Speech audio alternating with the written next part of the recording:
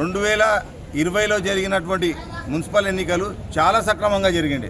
ఆ రోజు BRS party అధికారంలో ఉండే ఇక్కడ ఉన్నటువంటి అప్పటి స్థానిక ఎమ్మెల్యే పైలట్ రోహిత్ రెడ్డి గారు ఈ మున్సిపాలిటీని 31 వార్డుల నుండి 36 వార్డులకు పెంచుకుంటూ నోటిఫై చేయించి మరి అన్ని వార్డులకు కూడా బౌండరీస్ ఫిక్స్ చేయించి ఒక స్కెచ్ మ్యాప్ వేయించడం జరిగింది.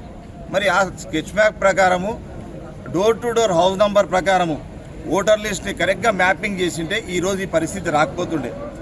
ఈ అధికారుల నిర్లక్ష్యం వల్ల ఈ అధికార పార్టీ వాళ్ళు ఏదైతే ఈ ఓట్లనన్నింటినీ కూడా దొంగ ఓట్లని వేయించుకొని మరి వాళ్ళు తిరిగి మున్సిపాలిటీని కైవాసం చేసుకోవాలని చెప్పేసి ఓ దురాలోచనతో ఏదైతే వాళ్ళు ప్రవర్తిస్తూ ఉన్నారో ఆ విషయాన్ని ప్రజలందరూ కూడా గమనిస్తూ ఉన్నారు. కాబట్టి దయచేసి ఇప్పటికైనా కూడా అధికారులు ఏకపక్షంగా నిర్ణయాలు తీసుకోకుండా ప్రతిపక్షాలన్నింటినీ కూడా కన్సిడర్ చేస్తూ వాళ్ళ అభిప్రాయాన్ని తీసుకొని ఇప్పటికైనా కూడా మించిపోయింది ఏం లేదు. ఈ 2-3 రోజుల ఇంకా టైం ఉన్నది మనకు.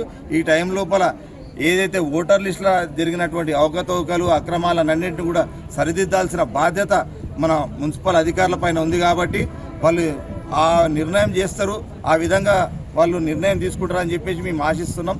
లేని పక్షంలో మేము కూడా ఏ విధంగా ముందుకోవాలి, ఏ చట్టపరంగా ఏం నిర్ణయాలు తీసుకోవాలనే విషయాన్ని మేము కూడా సమగ్రంగా మా నాయకులతో ఆలోచించి మేము తగిన నిర్ణయం తీసుకుంటామని చెప్పేసి తెలియజేస్తూ ఇప్పటికైనా కూడా గౌరవ కమిషనర్ గారిని కోరేది ఒకటే, మేము దయచేసి 2020లో జరిగినటువంటి సాధారణ మున్సిపల్ ఎలక్షన్లు ఏ విధంగా అయితే వార్డ్ వైజ్గా స్కెచ్ చేసి మంచిగా వార్డ్ వైజ్గా మనకు డివిజన్ జరిగినటువంటి హౌస్ నంబర్స్తో అదే బౌండరీస్తో ఈసారి కూడా సేమ్ అదే విధంగా చేస్తే మీకు ఇప్పుడు ఉన్నటువంటి పెరిగినటువంటి ఓట్లు కూడా తగ్గే అవకాశం ఉంది. కాబట్టి దయచేసి మీరు అదే విధంగా చేయాలని చెప్పేసి ఇప్పుడు కూడా మేము రిక్వెస్ట్ చేస్తూ ఉన్నాము.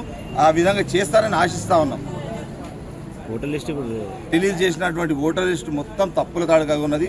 ఇదంతా కూడా అధికార పార్టీ వాళ్ళు చేసినటువంటి కుట్రలో భాగంగానే ఇదంతా జరిగింది.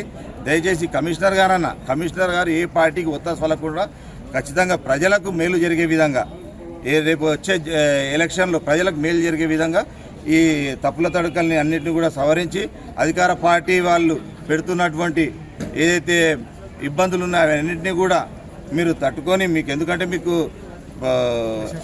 అధికారం ఇచ్చే అధికారులు మీరు ఏవైతున్నారో మీరు ప్రజల పక్షాన నిలవాల్సిన అవసరం ఉంటుంది. కాబట్టి దయచేసి మీరు అందరూ కూడా ప్రజల పక్షాన ఉండి కరెక్ట్గా నిర్ణయం తీసుకోవాలని చెప్పేసి మేము కోరుతా ఉన్నాం.